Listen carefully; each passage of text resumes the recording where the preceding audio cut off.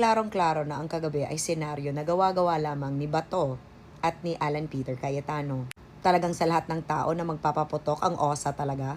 Ang OSA na classmate ni Bato, ang head. Sige, linlangin nyo pa ang mga Pilipino, gawin nyo pang tanga. Tapos na ang probinsyano, di ba? At ang lalayo ng mga itsura nyo kay Coco Martin.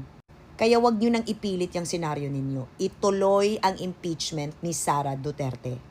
Ipakita sa taong bayan ang lahat ng ebidensya laban sa kanya.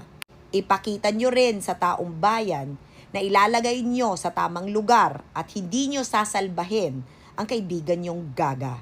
Kasi dapat managot ang dapat managot. Managot ang totoong magnanakaw. Ma-impeach ang dapat ma-impeach kasi volatile at hindi dapat binibigyan ng posisyon sa gobyerno. Kasi kung naging presidente, mamamatay tayong lahat. Klaro mga be? Ingat!